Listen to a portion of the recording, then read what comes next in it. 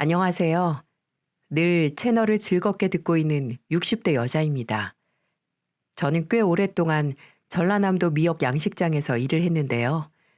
여러분은 미역 양식을 어떻게 하는지 알고 계시나요? 우선 실내 배양 시설에서 초기 배양을 통해 미역을 키워내서 어느 정도 자라 바다에서도 자랄 수 있고 수온도 적당히 식었을 가을에 바다의 이식의 과정을 거치게 됩니다. 그렇게 거센 바다 안에서 이리저리 흔들리고 짠물 흡수해서 자라면 볕이 따뜻한 봄에 수확을 하게 되는 거죠. 자식을 키우는 일도 그런 것 같습니다. 어렸을 때는 내 손 안에서 애지중지하면서 키워서 어느 정도 사회생활을 배울 시기부터 하나하나 지켜보면서 비로소 하나의 사회인이 됐을 때 거센 현실로 풀어보냅니다. 하지만 한 가지 다른 점은 미역은 그 과정에서 버티지 못하고 도태되는 종자도 있고 미역 포자가 바닷물에 쓸려갈 때도 있어요. 그럴 땐 쓸려간 미역 종자 아까워하지 않고 다 자라지 못한 미역을 품에 감싸서 안타까워하지도 않습니다. 그저 매번 있는 일이려니 하면서요. 하지만 자식은 어떤 문제로든 포기를 하지 못하죠. 바닷물에 쓸려가면 직접 가서 건져오고 덜 자랐으면 뭐라도 먹여서 조금이라도 더 자라게 하는 게 부모 마음이 아닌가 싶습니다. 그렇게 애지중지 키운 자식이 볕 아래 잘 자라난 빛깔 좋은 미역처럼 내 모든 노고를 치야 한다는 양 반짝반짝하면 참 좋겠지만 현실은 그렇지 않더라고요. 몇십 년을 바라보며 살아도 내 손길, 내 희생을 당연하게 받아들이고 오히려 더 내놓으라고 빚쟁이처럼 구는 자식도 있기 마련이죠. 30대 초반에 첫 번째 남편이 사고로 먼저 가면서 제게 남기고 간 건 3명의 자식들이었어요. 지 아빠 닮아서 한 고집하는 첫째 딸과 무뚝뚝하고 숫기 없는 둘째 아들, 그리고 드세고 철없는 막내 아들. 남편이 먼저 떠난 자리를 애들이 의식하면서 살게 하기 싫어서 참 악착같이도 살았습니다. 일단 먹고 살기 바빠서 옆에 있어주는 시간이 줄어들긴 했지만 아이들도 엄마가 홀로 고군분투하는 모습을 보면서 이해해 주었죠. 그렇게 아등바등 사는 저를 옆에서 도와준 게 바로 지금의 남편, 제가 일하던 양식장의 사장님이었어요. 남편은 혼자 일도 하고 세 남매를 키우는 제가 안쓰러웠는지 이것저것 많이도 배려해주고 도와줬죠. 급하게 돈이 필요할 때 월급 가불도 해줬었고 어디서 얻었다는 걸 핑계로 애들과 먹으라며 반찬거리도 집으로 보내주곤 했었어요. 처음엔 그저 그런 관심이 일하는 직원을 챙겨주는 거라고 생각했지만 남편은 그때부터 마음이 있었다고 하네요. 그저 애 딸린 과부 쉽게 보고 건드린다고 생각해서 제가 기분 나빠할 수도 있으니까 조심스러웠다고요. 그렇게 알 수 없는 무조건적인 도움이 1년 정도 지속되니까 저도 남편의 마음을 자연스럽게 알게 되었고 처음엔 그런 다가옴이 부담스럽고 또 어떻게 반응해야 할지 고민도 참 많이 됐습니다. 애가 셋이나 딸렸는데 새로운 출발을 한다는 게 제게는 말도 안 되는 소리처럼 느껴졌거든요. 무엇보다 애들 눈치가 많이 보였고요. 친아빠가 떠난 자리에 새로운 사람을 데려온다면 애들이 불편해하고 상처 입을 수도 있으니까요. 하지만 남편은 포기하지 않았습니다. 저보다는 애들에게 점수를 따기 시작하더군요. 하루는 애들과 다 같이 야외로 나들이를 가자고 차를 몰고 제 집으로 찾아온 거예요. 평소 제가 바빠서 애들 모두 데리고 놀러 다닐 수가 없어서 애들도 오랜만에 하는 나들이에 홀려서 처음 보는 아저씨를 흔쾌히 따라갔네요. 얘들아, 오늘 뭐 먹고 싶어? 태준아, 태준이는 뭐 먹고 싶어? 저는 다 상관없어요. 아저씨, 오늘은 짜장면 먹어요. 짜장면. 야, 구태영, 무슨 짜장면이냐? 피자 먹자, 피자. 아저씨, 우리 피자 먹으러 가요. 누나는 맨날 누나 하고 싶은 대로만 해. 그럼 점심에는 태정이가 먹고 싶은 피자 먹고 저녁에는 태영이가 먹고 싶은 짜장면 먹을까? 오늘 이 아저씨가 풀코스로 사줄게. 남편은 제게도 잘했지만 애들에게도 지극정성이었어요. 좋은 아빠가 될 수 있다는 걸 끊임없이 제게 증명해줬죠. 셋째 초등학교 운동회 날 저 몰래 가서 아빠 달리기에 나가 뛰었고, 여름방학 때 친구들은 다 어디 놀러 가는데 본인만 집에 있다고 입 나온 첫째를 위해 계곡이다 산이다 바다다 다 데리고 다니기도 했었죠. 책 좋아하고 공부 욕심 있는 둘째에겐 제가 사주지 못한 세계 문학 전집과 중학교 올라갈 때 참고서 사라고 용돈도 쥐어주곤 했었네요. 그런 남편의 노력을 애들도 알고 저도 알아서 결국 마음의 문을 열었고, 첫째, 둘째가 중학생이고 셋째가 초등학생일 때 전 그렇게 남편과 재혼을 했습니다. 남편은 재혼할 때 제게 이런 말을 해주더군요. 혜은 씨, 우리 결혼해도 우리 애는 낳지 말자. 정말 그래도 괜찮겠어요? 나야 그렇다 쳐도 찬우 씨가. 당신이랑 결혼하면서 이미 내 아이 3명이나 생긴 거야. 괜히 내 자식 생기면 애들이 서운해하거나 소외감 느낄 수도 있잖아. 생겨도 나는 절대 차별하지 않을 테지만 사람 마음이 사소한 게 쌓이고 쌓여서 또 언제 어떻게 터질지 모르잖아. 나는 이번 생은 내 친자식보다 당신 애들 내 자식으로 받아들여서 잘 키울 거야. 당신이랑 결혼 생각했을 때부터 생각해온 일이니까 괜히 미안해 안 해도 돼. 남편은 먼저 우리 사이의 자식은 갖지 말자고 말해주었어요. 괜히 애들이 서운해할 수 있는 상황을 만들지 않겠다고 말하면서요. 너무 미안하기도 했고 정말 고맙기도 했습니다. 새아빠라는 아쉬운 소리 듣고 싶지 않아서 남편은 홀로 마음고생도 많이 했을 것 같더라고요. 저와의 결혼 30년 동안 남편은 제게도 참 잘했지만 애들에게도 잘했습니다. 첫째가 결혼할 사람 데려왔을 때는 기뻐하는 만큼 서운해하기도 했고 결혼 자금도 지원해 줬습니다. 첫째 딸 결혼이라고 어찌나 기대에 부풀어 있었는지 저도 남편도 사람이 좀 가벼워 보이는 사이가 마음에 차진 않았지만 남편은 딸의 선택이니까 믿어주자고 제게 그러더군요. 딸 결혼식장에 손잡고 들어간다고 결혼식 몇 주 전부터 행진하는 연습도 하고 그랬었네요. 자식들 중에 제일 공부머리가 좋은 둘째는 학생 때부터 매번 전교 순위권에 드는 성적을 유지했어요.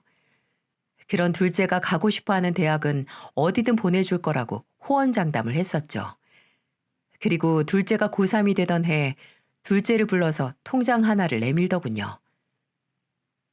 이게 뭐예요? 통장? 펼쳐봐. 아빠, 이게 다 얼마예요? 이걸 저한테 왜 보여주세요? 아빠가 태준이 중학교 때부터 적금 들던 거야. 태준이 대학 가면 주려고. 입학금이랑 등록금 내고 남으면 생활비로 좀 쓰면 될 거다. 대학 다니면서 알바해도 되지만 공부에 너무 지장 주면서까지 하지 말라고. 아빠가 다 준비해놨으니까 넌 아무 걱정하지 말고 남은 1년 편하게 하고 싶은 공부만 해. 알고 보니 남편은 둘째 아들이 중학교 졸업할 때부터 대학 등록금을 위해 적금을 따로 준비했더라고요. 제일 공부에 큰 뜻이 있던 애니까 돈 걱정 없이 하게 해주고 싶다고 말이죠. 내성적이고 좀처럼 속을 보여주지 않는 둘째지만 그날은 목이 메는 목소리로 감사하다고 하더군요. 둘째는 남편의 아낌없는 지원을 받고 당당히 명문대를 졸업해서 대기업에 들어갔고 그곳에서 제 짝을 만나 결혼도 했습니다. 셋째 아들은 미래에도 커다란 목적이 없어서 제일 걱정했거든요. 남편은 그런 셋째에게 마땅히 할 일이 없다면 아버지 밑에서 일을 배워보라고 했죠. 막 막내가 성인이 되고 군대에서 제대해서 할 일 없이 집에만 있었거든요. 첫째는 결혼해서 남편과 일한다고 하고 둘째는 그때 이미 대기업에 취직해서 일하고 있을 때라 남편은 본인이 하는 양식장을 셋째에게 주고 싶어 했어요. 하지만 그런 아버지 마음도 모르고 본인은 미역 만지면서 돈 안 번다고 다른 일 할 거라고 하고는 셋째는 기어코 남편에게 손 벌려서 사업 자금을 받아냈네요. 친구와 동업해서 가게를 한다고 말입니다. 남편은 늘 새 아이를 잘 키워냈다는 자부심이 있었습니다. 그런 남편에게 저도 늘 고마운 마음으로 살았고요. 오는 게 있으면 가는 게 있는 법이라고 그런 남편의 헌신에 제 자식들도 보답을 했을까요? 그랬다면 제가 이곳에 사연을 보내지도 않았겠죠. 제 배 아파 낳은 제 새끼들이지만 제가 남편 얼굴 볼 낯이 없도록 자식들은 늘 속만 썩였어요. 둘째는 크게 속 썩인 건 없습니다. 그저 너무 무뚝뚝하고 가족에 관심이 없어서 저와 남편을 서운하게 만들 뿐이었죠. 대학을 들어가면서 서울로 간 둘째 아들은 취업도 서울에서 했기에 소식 한번 들으려면 하루 왼종일 문자를 보내거나 먼저 부재중 연락을 몇 개나 남겨놔야 했었네요. 문제는 첫째와 셋째였어요. 모두 출가를 했지만 첫째는 결혼을 하면서 진도로 가고 셋째도 집에서 멀지 않은 곳으로 이사를 갔거든요. 하지만 서울에 사는 둘째보다도 첫째와 셋째 얼굴 보기가 제일 힘들었네요. 둘 다 명절 때는 바쁘다, 피곤하다, 얼굴 한번 비추지 않는 애들이 그 비싼 얼굴 보여줄 때는 꼭 목적이 있을 때였어요. 바로 돈이 필요할 때죠. 셋 다 결혼하고 한동안은 집에 종종 왔었는데 그것도 딱 1년 정도 그러더니 입이라도 맞춘 것처럼 발길을 딱 끊었어요. 하루는 주말에 첫째가 사위와 함께 와서 오랜만에 만난 딸을 위해 솜씨 발휘해서 상을 차려줬습니다. 딸 내외는 밥 배부르게 먹고 이런 말을 하더라고요. 엄마, 나 임신했어요. 이제 3개월이래요. 어머, 얘, 왜 지금 말해? 집에 오자마자 말을 했어야지. 밥 다 먹고 말하려고 했지, 서프라이즈로. 얘는 별걸 다 서프라이즈로 한다. 소식 자체가 경사인데. 우리 딸 축하한다. 최서방도 축하하네. 이제 나도 할애비 되겠네. 그래서 말인데 엄마, 그리고 아빠, 나 임신했으니까 임신 축하 용돈 좀 주세요. 뭐? 무슨 용돈? 그건 또 뭐냐? 요즘엔 다 해요. 임신하면 축하하고 출산할 때까지 이것저것 돈 들어갈 거 많으니까 친정이랑 시댁에서 용돈 주는 거요. 저도 이제 임신했으니까 태교 잘해서 애 잘 낳으라고 용돈 주세요. 맞아요, 장모님. 저희 집에서도 해주기로 했어요. 예, 요즘 별 이상한 걸 다 한다. 당연히 엄마랑 아빠가 너 필요한 거 있으면 사주지. 용돈도 줄 거고. 그럼 딱 1,000만 원 맞춰주실 수 있어요? 1,000만 원? 아니 무슨 1,000만 원씩이나 용돈을 줘. 돈 들어갈 데가 얼마나 많다고. 너도 일하고 최서방도 일하는데. 엄마는 하나뿐인 엄마 딸이 임신했는데 그것도 못 해줘요? 아니 용돈도 정도가 있지. 엄마가 아예 안 해준다는 게 아니잖아. 요즘 다 그렇게 받는다니까. 내 주변 친구들은 다 애 낳기 전에 그만큼 받았어. 아유 됐다. 태정이 네가 임신해서 엄마가 너무 기쁘긴 한데 1,000만 원은 너무 과해. 나중에 너 유모차나 아기 침대 필요하면 이 엄마가 사줄게. 어? 아씨 됐어요. 엄마나 아빠는 손주는 보고 싶어 하면서 그까지 용돈 하나 못 주는 게 말이 돼요? 여보 일어나 가자. 얘 태정아 너 그냥 가려고? 태정아. 딸은 그대로 토라져서 사위와 함께 나가버렸어요. 아니 아무리 딸의 임신이 경사고 축하할 일이라고 하지만 임신 축하 용돈으로 1,000만 원이라는 거액을 달라고 하다니요. 분명 터무니없는 금액이라고 남편과 말했지만 딸이 실망한 걸 봐서 마음이 불편하더라고요. 전 혹시 사돈댁에서도 1,000만 원을 맞춰주기로 했나 싶어 연락을 해봤습니다. 하지만 이게 웬걸? 사부인은 임신 축하 용돈을 주기로 하지도 않았고 심지어 제 딸의 임신 사실조차 듣지도 못했다고 하는 겁니다. 저는 놀라서 딸에게 전화를 했죠. 여보세요? 태정아. 왜요? 왜 전화했어요? 나 바빠. 아니 너 몸은 괜찮니? 그게 왜 궁금한데요? 나 유산했어. 뭐? 유산? 아니 너 임신했던 건 맞아? 아까 사부인하고 통화했는데 네가 임신한 걸 아예 모르고 계시던데 용돈도 무슨 말인지 모르시고. 네? 엄마, 왜 어머님한테 괜히 전화를 해요? 아우, 내가 못 살아. 됐어요, 끊어. 일방적으로 통화가 끝났고 딸의 신경질적인 목소리를 들은 저는 한동안 멍하니 있었습니다. 그리고 알게 되었죠. 딸은 처음부터 임신을 하지 않았던 거고 그저 임신이라 거짓말을 해서 저와 남편에게 1,000만 원을 뜯어가려고 했던 겁니다. 믿어지시나요? 사실 딸이 결혼하고 사위랑 애견용품 사업을 시작한다고 남편에게서 돈을 받아간 적이 있었거든요. 처음에는 도와줬지만 이후로 시도 때도 없이 나타나 사업 초기에 적자라고 우는 소리를 해서 저와 남편은 이제는 단호하게 알아서 하라고 했었습니다. 그렇게 저희가 지갑을 꾹 닫자 임신했다는 거짓말까지 해가면서 돈을 받아가려고 한 거죠. 아휴, 얼마나 기가 차고 화가 나던지. 첫째뿐만 아니라 셋째도 만만치 않았어요. 첫째와 마찬가지로 처음엔 동업자와 식당을 한다고 사업 자금을 받아갔었거든요. 남편은 평생 뭔가 할 생각 없어 보이던 셋째가 그래도 뭔가 시작한다고 하니 줄 수 있는 한도에서 도와줬었습니다. 셋째가 결혼한 후에 본인이 가정을 만들고 나니까 뭐라도 밥벌이 할 걸 찾았다고 남편이 기뻐하기까지 했었네요. 남편의 돈을 가져가 물장사를 시작했다는 걸 알기 전까지는 말이죠. 아니 그냥 술장사가 아니라 술 따라주는 아가씨들이 있는 유흥주점이죠. 남편은 나중에 이걸 알고 노발대발했습니다. 저도 돈까지 가져가면서 연 게 유흥업소라는 게 기가 막히고 창피해서 한바탕 퍼부었네요. 이게 식당이야? 식당이냐고? 아버지한테 돈 받아가 차린 게 고작 술 팔고 사람 파는 이런 곳이야? 아, 엄마, 뭘 모르면 좀 가만히 있어요. 그리고 사람 장사? 나 그런 것까진 안 해요. 누가 들으면 오해해. 태영아, 너 진짜 이렇게까지 해야겠냐? 부모한테 거짓말까지 쳐가면서? 아버지, 거짓말은 무슨 거짓말. 내가 언제 거짓말을 했어요. 우리 먹을 것도 팔어. 그러니까 식당이라고 해도 틀린 말은 아니지. 됐다. 더 이상 얘기하지 말자. 너한테 정말 실망이 이만저만이 아니다. 네가 떳떳하면 알아서 살아. 셋째는 그런 저와 남편의 말에 눈 하나 깜짝하지 않고 직업의 귀천이 어디 있냐, 돈만 잘 벌면 된다는 궤변을 늘어놨죠. 그 주점을 열고 나서 아내한테도 이혼당하고 이후엔 남편과 셋째 사이는 대면대면해졌습니다. 물론 아예 얼굴을 안 본 건 아니었어요.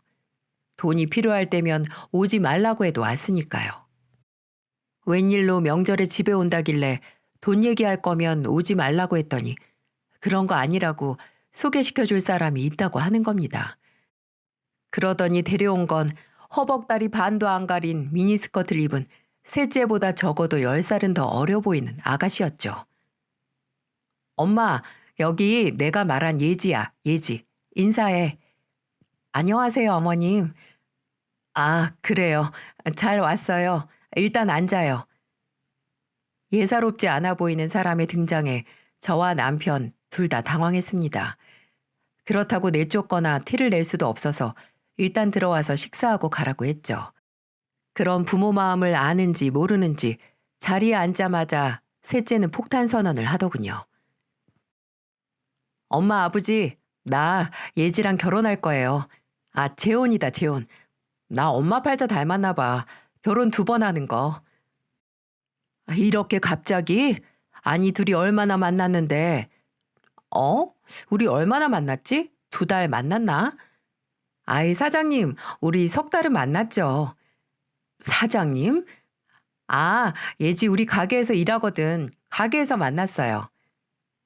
그렇습니다. 재혼하겠다고 데려온 여자는 다름 아닌 본인 술집에서 일하는 아가씨였던 거예요.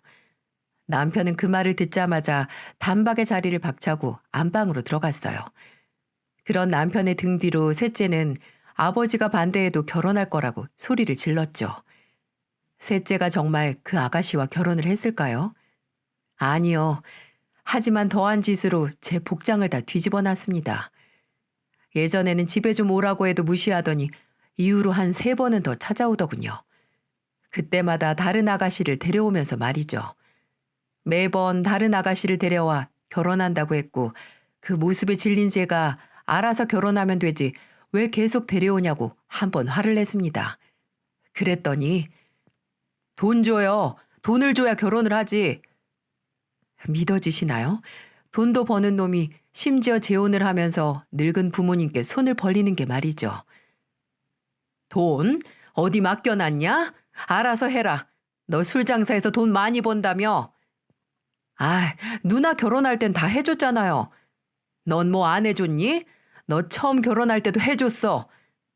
진짜 치사하다 치사해. 아들이 사랑하는 여자 생겨서 결혼한다는데 뭐 하나 해주고 싶은 마음 안 들어요? 아버지, 할머니 돌아가시면서 받은 재산도 있잖아요. 돈이 없는 것도 아니면서 대체 왜 자식한테 투자를 안 하는 거야? 정말 이해가 안 가네. 당장 셋째에게 욕을 한 바가지라도 해주고 싶었어요. 남편은 시어머니가 돌아가시면서 모든 재산을 받긴 했었어요. 위에 형제가 있었지만 모두 지병으로 사고로 죽었기 때문에 남편이 모두 물려받은 거죠.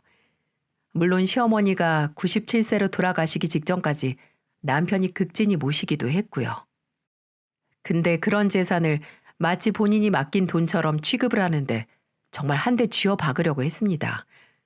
그런데 옆에서 묵묵히 있던 남편이 입을 열었죠. 매번 네 가게에서 아가씨 골라서 오면서 사랑 무슨 사랑? 됐다 됐어. 네가 알아서 해라. 결혼이고 나발이고 알아서 해. 나랑 네 엄마 더 이상 너희한테 줄 돈 없어. 아니 이미 차고 넘치게 줬다. 알아들어? 남편은 그대로 셋째를 내쫓았습니다. 셋째는 밀려나가면서도 아버지 친자식이 아니라서 그러는 거냐는 막말로 제 가슴에도 남편 가슴에도 대못을 박았네요. 이때부터 확실히 셋째와 남편의 사이는 벌어질 대로 벌어졌어요. 저도 첫째와 사이가 벌어질 대로 벌어졌고요. 바로 이 사건 때문에요. 한동안 밤만 되면 첫째에게서 전화가 왔습니다. 자다 깨서 받으면 딸의 울먹이는 목소리가 들렸죠. 엄마, 엄마 나 너무 힘들어. 제발 좀 도와줘요. 뭔데? 뭐가 그렇게 힘든데? 일 때문에 미치겠어. 이제야 좀 잘 되나 했는데 매달 적자야. 거래업체한테 돈도 못 주게 생겼어. 그럼 그냥 접어. 그냥 접고 남는 돈으로 해결해. 그리고 다른 일 찾아보면 되지. 엄마, 내가 그런 소리 듣자고 이 시간에 전화했겠어요? 그럼 뭘 어떻게 해달라고? 돈 달라고? 너 지금 내가 입에서 돈 주겠다는 말 들으려고 그러니? 며칠을 이렇게 전화를 받아주다가 못 참겠어서 해가 떨어지면 바로 휴대폰을 꺼놨습니다. 제 것과 남편 것 둘 다 말이죠. 그랬더니 득달같이 집까지 찾아왔네요. 딸은 현관에서부터 크게 발을 구르며 들어와 거실에서 TV를 보던 저와 남편에게 고래고래 소리를 질렀습니다. 내 전화 왜 무시해요? 어? 내가 어떻게 되면 어쩌려고 내 전화를 죄다 안 받아. 작정을 하고 온 것처럼 무서운 기세의 딸에게 처음에는 조용히 타일렀어요. 목소리 죽여. 너 지금 뭐 하는 짓이야? 돈 달라는 전화 좀 안 받았다고 다짜고짜 부모 집에 찾아와서 이렇게 고함이나 지르고. 엄마랑 아버지는 나 죽어도 이렇게 무시할 거지? 어? 내가 당장 돈이 없어서 죽겠다는데 그거 하나 못 주냐고요. 너희 아버지 생일이나 명절에 와서 얼굴 좀 보자고 해도 안 오던 년이 돈 필요할 때만 부모 얼굴 보러 오지? 너야말로 우리 죽으면 우리 장례식에 오긴 할 거니? 어? 부조금 챙기러 와서 봉투만 들고 가겠지. 말도 안 되는 소리 하지 말고 나 정말 급해. 당장 돈 없으면 남편이랑 하는 사업 말아먹게 생겼단 말이야. 그렇게 쉽게 말아먹을 사업이면 애초에 시작 안 했으면 됐어. 최서방한테 일 접자고 해. 뭘 해도 우린 안 도와줄 거니까. 엄마, 네 엄마 부르지 말어. 아빠도 같은 생각이야. 팔자에도 없는 사업해서 안 된다고 생각해. 지금이라도 다른 거 알아봐라. 이렇게 부모한테 와서 추태 보이지 말고. 나 정말 죽는다니까? 그 돈 없어서 딸 죽는 꼴 보고 싶어요? 딸은 돈을 준다는 약속을 받아내기 전까지는 집에서 안 나갈 모양이었어요. 남편이 사위에게 전화를 해서 데려가라고 해서 겨우 내보냈네요. 평생 저는 미역 엮어가면서 고생고생해서 키워놨더니 또 남편은 지 자식도 아닌 애들 3명 모두 제 자식으로 받아들여서 뭐든 다 해주면서 키워놨더니 참 이건 물에서 건져 올렸더니 보따리 내놓으라는 거 아닙니까? 작은 방 내줬더니 안방 내놓으라는 격이었죠. 정도를 모르는 두 자식놈들 때문에 새카맣게 타들어간 속을 달래준 건 오직 둘째 아들이었어요. 아니 둘째가 저와 남편 속을 풀어준 게 아니라 며느리가 3명 자식 몫을 해냈습니다. 밝고 웃음이 많은 며느리는 대기업에 다니는 둘째와 회사 동료 사이로 만나 결혼을 했는데 아무리 제 아들이지만 무뚝뚝하고 무신경한 둘째와 어떻게 결혼을 했나 늘 의문이었었네요. 그도 그럴 것이 정말 첫인상부터 느낌이 좋은 아가씨였거든요. 어머님 안녕하세요. 강세영이라고 합니다. 이 사람한테 말씀 많이 들었어요. 단 거 좋아하신다고 들어서 화과자 전문점에서 사왔는데 입에 맞으실지 모르겠어요. 저희 부모님은 정말 좋아하시거든요. 맑은 웃음에 씩씩한 말투, 사려 깊은 행동까지 제 마음에 쏙 들었어요. 부창부수라고 하잖아요. 첫째 사위도 지금은 셋째와 이혼한 며느리도 단 한 번을 먼저 저와 남편을 보러 집에 온 적이 없었거든요.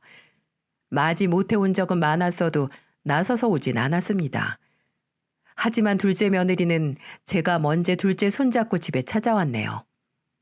명절에는 전날부터 혼자 미리 내려와서 저와 남편이 음식하는 것도 도왔습니다. 또 몇 번 호텔을 예약해서 서울로 저와 남편을 데려가 묵게도 했었고요.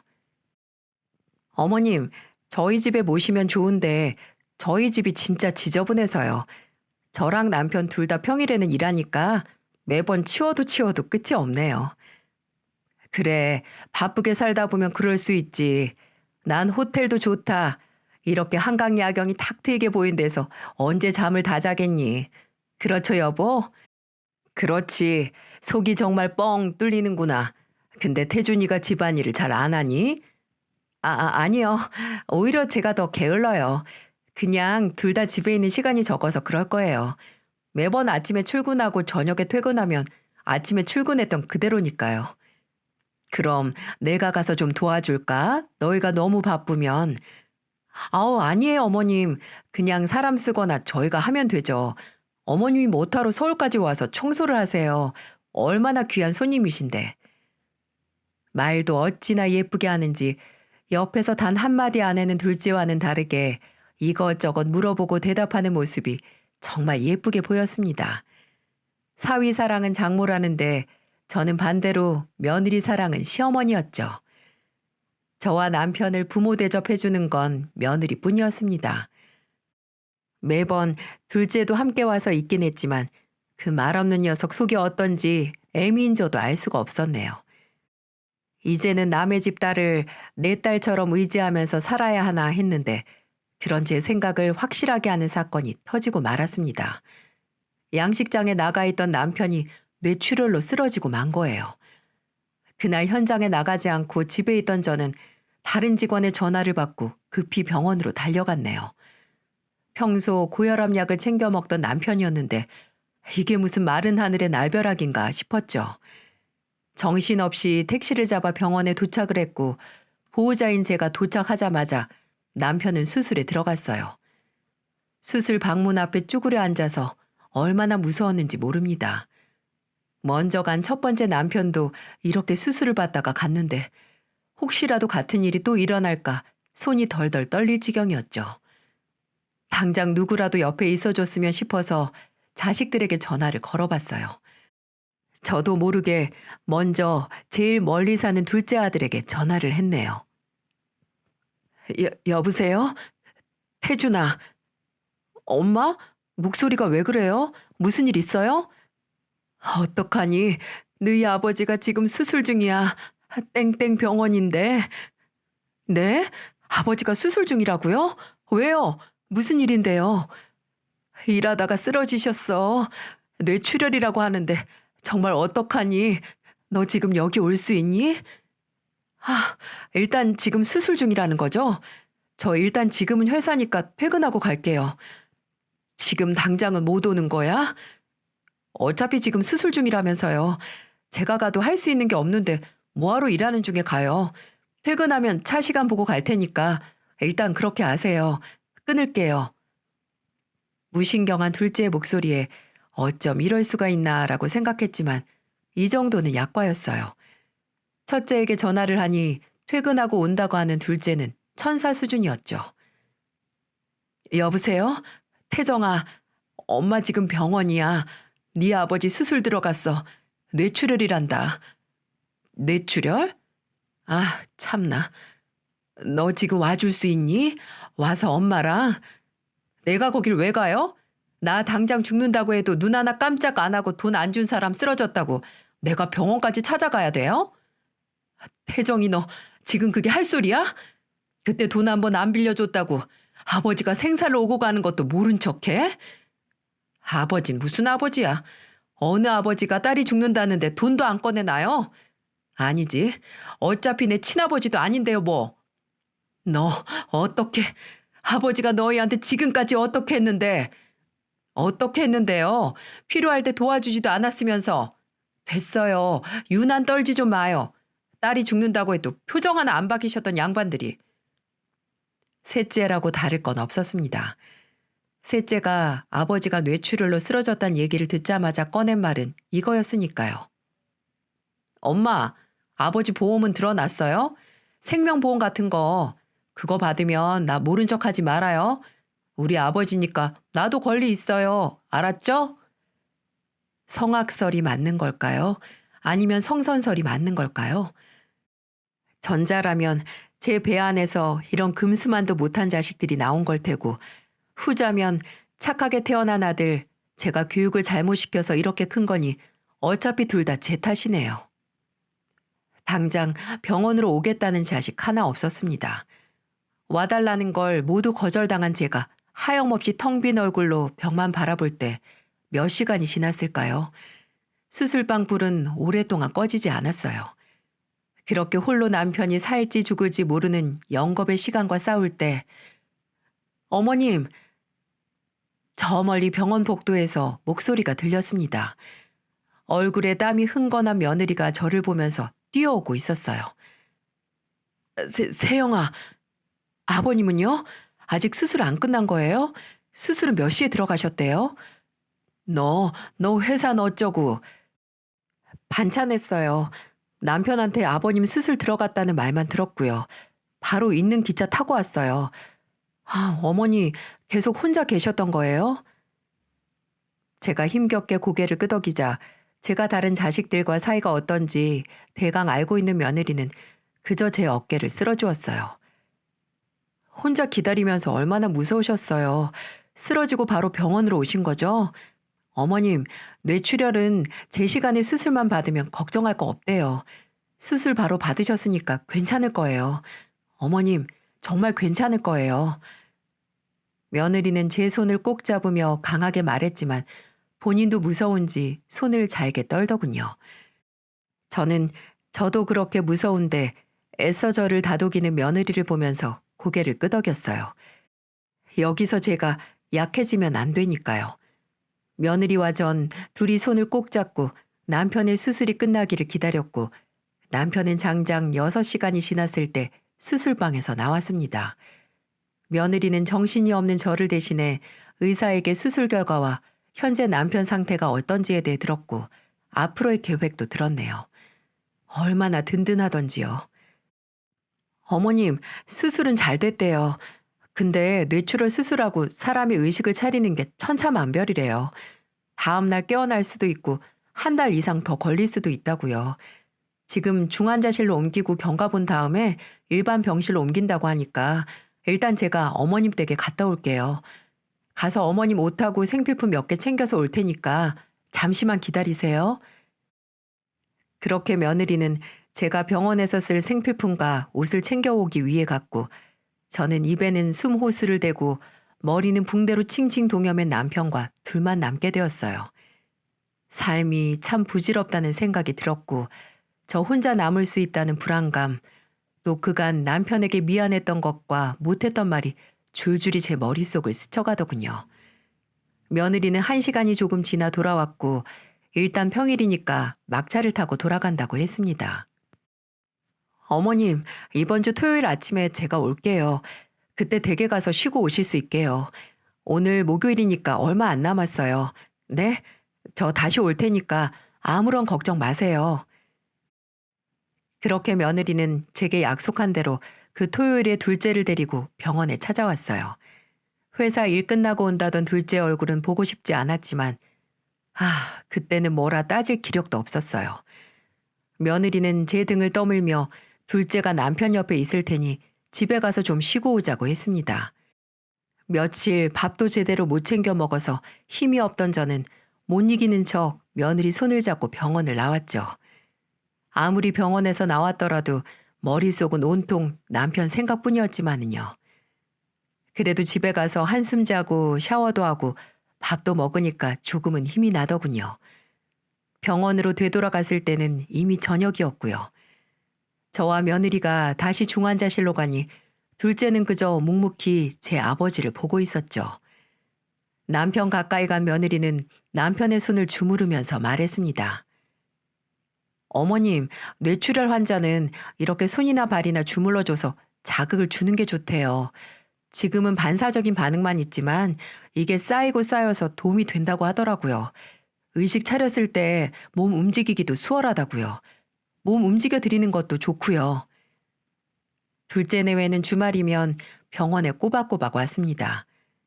며느리 혼자서 오는 날이 더 많았지만은요. 그리고 며느리가 간병인을 고용해서 일주일에 몇 번씩 보내주고 그 덕에 저는 집에 가서 조금 편하게 잘 수 있었죠. 며느리는 제가 가장 힘들 때 누구보다도 큰 힘이 됐습니다. 저는 밤낮 없이 병원에서 남편 곁을 지켰고 지문이 다 없어질 정도로 남편 손발을 주물러 주었어요. 수술하고 14일 정도 지났을 때 분명 가끔씩 눈도 뜨고 미세한 반응도 있었지만 그저 반응만 있을 뿐 완전히 의식이 회복된 건 아니었죠. 그 와중에 아버지가 뇌출혈로 수술했다는 걸 알고 있는 첫째와 셋째는 병원을 한 번 찾아오지도 않았습니다. 뭐 기대도 하지 않았어요. 그날부로 그 두 사람에게서 남편은 이미 죽은 사람이나 다름없었으니까요. 저는 다른 걱정이나 생각은 전부 뒤로하고 남편의 회복에만 집중했어요. 남편에게 계속 말을 걸고 손도 계속 잡아주면서 말이죠. 그렇게 수술하고 한 달이 되기 전 드디어 남편이 눈을 뜨고 제 눈을 확실하게 바라보더군요. 그리고 제게 말을 걸었습니다. 여보. 마치 몇 년은 듣지 못했던 목소리 같았어요. 저는 기뻐할 틈도 없이 의사를 불렀고 의사는 남편 상태를 이리저리 확인했습니다. 일단 말을 할 수 있을 정도로 의식을 회복했으니 내일 CT 촬영을 하자고 했죠. 의사가 나간 후에 저는 남편에게 다가가 말했습니다. 고생했어요. 정말 고생했어. 남편은 눈물을 질질 흘리는 저를 보면서 마른 입술을 움직여서 물었습니다. 애들은? 공허한 물음에 숨을 삼켰어요. 그렇겠죠. 병실에 보이는 사람이 저뿐이었으니 궁금할 수밖에 없었겠죠. 미운 자식도 자식이라고 당장 몸이 아프니 가족들의 품이 절실했을 테죠. 저는 튀어나오는 울음을 삼키며 남편이 쓰러진 후 있었던 일을 말했습니다. 남편은 그저 멍하니 지금까지 키운 자식들의 어처구니 없는 반응을 듣기만 하고 있었죠. 저는 말을 다 마친 후에 한숨과 함께 덧붙였어요. 이제 우리만 살아요. 우리 부모 취급도 안 하는 애들 생각하지 말고 우리 둘이 서로만 바라보고 살아요. 이제 내가 당신한테 너무 미안해요. 내 배 아파 낳은 자식이라고 당신도 가슴으로 받아들였는데 이런 취급받게 해서 내가 너무 미안해요. 앞으로는 우리 둘만 걱정하면서 살아요. 제 말에 남편은 작게 고개를 끄덕였어요. 참으로 서글픈 결말이죠. 죽을 뻔한 아버지를 외면한 자식들을 그저 없는 자식으로 생각하기로 했어요. 그날 남편을 죽은 아버지 취급한 자식들을 이제 저와 남편도 없는 자식들 취급하기로 마음먹은 거죠. 그 후로 남편은 긴 회복 기간을 거쳤습니다. 처음엔 단어만 뜨문뜨문 내뱉었지만 점점 좋아져서 문장으로 말하기 시작했고 식욕도 돌아왔는지 식사도 남기지 않고 다 먹으면서 에너지를 얻었죠. 또 인지하는 능력도 회복하기 위해 재활 치료도 받았습니다. 물론 몸도 움직이면서 같이 재활을 받았고요. 남편은 휠체어 생활을 하다가 일상 재활이 가능할 때쯤 도움 없이 몇 분은 걸을 수도 있었습니다. 퇴원하는 날에 맞춰 며느리도 짐 옮기는 걸 돕겠다고 내려왔네요. 남편은 그간 병원의 얼굴을 자주 비춘 며느리 손을 잡고 말했습니다. 다 네 덕이다. 우리 새아가랑 애들 엄마 덕분에 내가 이만큼 회복한 거야. 정말 고맙다. 당신도 정말 고마워. 내가 목숨을 빚졌어. 거의 6개월 동안 지겹게 있던 병원을 떠나며 남편은 아직 어설픈 말투로 저와 며느리에게 고맙다는 말을 전하더군요. 며느리도 저도 창피하게 병원 앞에서 눈물을 흘렸고요. 남편의 수술 경과는 모두 좋았고 회복도 문제없이 해나갔습니다. 의사는 1년 이상 재활을 해야 한다고 했지만 그것만으로도 기적이라고 생각을 했어요. 이제는 정말 상황이 나아질 일만 남았다고 생각을 했습니다. 그런데 어디서 어떻게 한 건지 첫째와 셋째가 남편이 의식을 회복한 걸 들었나 보더라고요.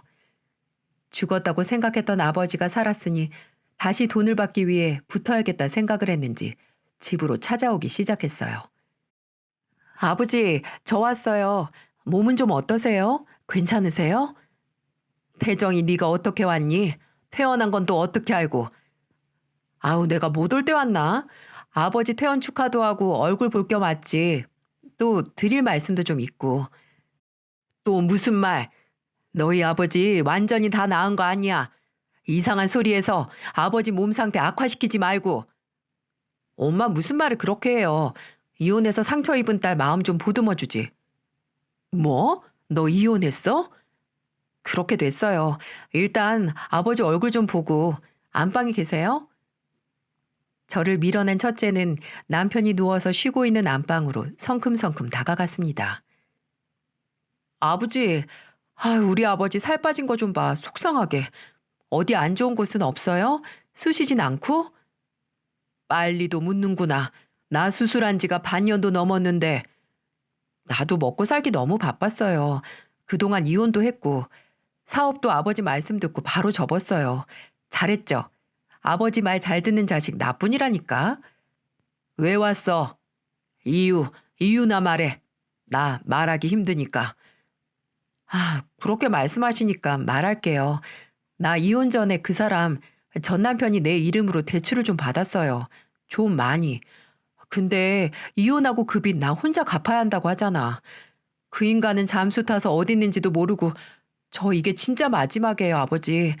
저 이것만 도와주시면 정말 앞으로 다시는 도와달라고 안 할게요. 고태정, 너 진짜? 남편 옆에 바짝 붙어서 염치 모르고 내뱉는 딸을 보면서 전 더 이상 참을 수가 없었어요. 저는 빽 하고 소리를 지르며 딸을 남편에게서 떨어뜨렸어요. 어머, 엄마, 이렇게 밀치면 엄마라고 부르지도 마. 나 이제 너같이 뻔뻔하고 염치 없는 년 딸로 생각 안 해. 네 아버지, 아니 내 남편도 마찬가지야. 그래, 네 말대로 친아빠도 아닌 사람한테 바라긴 뭘 바라니? 엄마, 나 정말 이번이고 자시고 더 이상 은혜도 모르는 것들한테 기회 안 줘. 그럴 가치조차 없다. 나가. 당장 내 집에서 나가라고. 그렇습니다. 저도 남편도 지금까지 자식들에게 충분한 기회를 줬었어요. 그 기회를 죄다 물거품으로 만든 건 본인들이죠. 할 만큼 했습니다. 더 이상은 참지도 않을 거고요. 엄마, 제발 내 말 좀 들어봐. 내가 안 들어. 안 궁금하고 이제 내 알 바 아니다. 나가. 당장 나가. 경찰 부르기 전에. 그렇게 매섭고 단호하게 첫째를 내쫓고 나니 며칠 후에는 셋째가 난리를 치더군요. 어디서 뭘 눈에 쳐바르고 왔는지 눈물까지 흘리면서 현관문을 두드리더군요. 아버지 저 왔어요. 그렇게 쳐들어오더니 남편 앞에 무릎을 꿇고 말했습니다. 아버지, 병원 못 찾아가서 정말 죄송해요. 제가 그 가게 일 때문에 너무 바빴어요. 같이 일하던 그 자식이 괜한 걸로 일을 크게 해서 고소한다 뭐다. 말이 정말 많았어요. 고소? 너 무슨 짓을 한 거야? 엄마, 그렇게 쳐다보지 마요. 나 나쁜 짓 안 했어. 다 오해야, 오해. 아무튼 이제 저 왔으니까 걱정 마세요. 아버지 몸 때문에 걱정 많으셨죠? 몸이 이러시니 양식장에 복귀도 못 하실 거 아니에요. 속내가 눈에 빤히 보였습니다. 이제 돈은 됐고 남편의 양식장까지 넘보는 게 투명하게도 보이더군요. 아버지, 저 이제 정말 정신 차렸어요. 아버지 말대로 주점이나 할 수 없죠. 아버지 말 듣고 제대로 정신 차렸으니까 이제 마음 푹 놓으세요. 예전에 말씀하신 것처럼 아버지 양식장에서 일할게요. 지금 아버지 자리도 비었으니까 제가 아버지 몫까지 다 해낼 거예요. 그러니까 저 좀. 예, 아서라. 너한테 양식장 안 줘. 어디 팔아먹더라도 너한테는 절대 안 넘긴다. 말아먹을 일 있니? 엄마, 아버지, 제 말 좀 듣고. 나도 네 엄마랑 마찬가지다. 너한테 안 맡기고 직원으로도 안 쓴다. 너 좋아하는 물장사 실컷 하면서 살아. 아버지, 나 돌아갈 데가 없어서 그래요. 장부에 손 좀 댔다고 동업자란 자식이 죽일 듯이 달려드는데 아직 그 합의금 마련도 못했단 말이에요. 그럼 그렇지. 지금 그 합의금이랑 양식장 둘 다 받으러 온 거 아니니? 너 나가. 당장 나가라. 네 누나 나한테 어떻게 쫓겨났는지 몰라? 엄마, 아들이 지금 고소당하고 거리에 나앉을 수도 있는데 그렇게 나오시게요 지금? 누가 네 엄마야? 나 이제 너희들 엄마 안 한다. 다 필요 없어. 부모 피만 주구장창 빨아먹는 자식 없는 게 더 나아. 나가. 당장 안 나가? 셋째는 저희 누나만큼 쉽지 않았어요. 절대로 안 나간다고 도와달라고 들어눕는 걸 경찰을 불러서 겨우 내보냈네요. 끝까지 지 잘못한 거 없다는 놈한테 지금까지 준 돈 도로 받아내기 전에 썩 꺼지라고 말했습니다. 그 후로 현관문 비밀번호도 바꾸고 전화번호도 바꾸고 첫째와 셋째 전화번호도 싹 다 차단했어요. 물론 몇 번 집으로 찾아왔지만 그때마다 상대도 하지 않고 경찰을 또 불렀어요. 제 앞에서 울면서 회유를 해도 당장 죽겠다고 협박을 해도 절대로 마음을 바꾸지 않았습니다. 남편도 마찬가지였고요. 안 좋은 꼴 보고 상처 입기 전에 안 좋은 종자는 미역이건 사람이건 끊어내야 한다는 걸 길다면 긴 60여 년의 인생의 교훈처럼 남았습니다. 둘째도 잘한 건 없지만 제 아내 덕분에 부모와 인연은 안 끊겼네요. 지금 며느리와 둘째만 보면서 살아가고 있습니다. 며느리는 늦게나마 말하더군요. 잘했다고요. 어머님 아버님 속 썩이는 자식 보고 살 필요 없다고 잘했다고 말했습니다. 잊을만 하면 죽는 소리 하는 첫째와 셋째가 어떻게 해서든 연락을 해오지만 제 마음은 변함이 없답니다. 그저 더 빨리 끊어내지 못한 게 아쉽다면 아쉬운 거겠죠. 짐승도 키워주는 애는 잊지 않는다고 하던데 제 속으로 짐승보다 못한 자식을 낳았다는 게 그저 한탄스러울 따름입니다.